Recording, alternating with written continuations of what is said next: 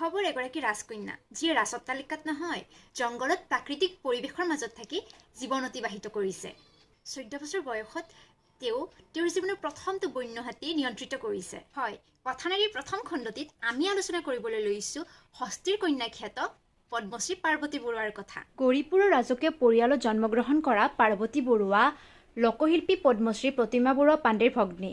Queen of the elephant বুলি খ্যাত পাৰ্বতী বৰুৱা ভাৰতৰ প্ৰথমগৰাকী মহিলা মাউত। তেখেত আইউচিএনৰ এছিয়ান এলিফেণ্ট স্পেচিয়েলিষ্ট গ্ৰুপৰ এগৰাকী সদস্য। বন্য হাতীক ধৰি তাক নিয়ন্ত্ৰণ কৰি ঘৰুৱা জন্তুলৈ ৰূপান্তৰিত কৰিব পৰা তেখেতৰ যি কলা আছে, এই কলাৰ বাবে তেখেতক বিভিন্ন ৰাজ্যত নিমন্ত্ৰণ জনোৱা হয়। হাতী আৰু মানুহৰ সংঘাতৰ লগত জড়িত বিভিন্ন সমস্যা সমাধানত তেখেতৰ বহুত অৰিহণা আছে। তেখেতৰ এই মহান সমাজ সেৱাৰ বাবে এই বৰ্ষৰ যোৱা 9 মে তাৰিখে ভাৰতৰ সন্মানীয় ৰাষ্ট্ৰপতি দ্ৰৌপদী মুৰ্মুৱে তেখেতক পদ্মশ্ৰী সন্মানেৰে সন্মানিত কৰে।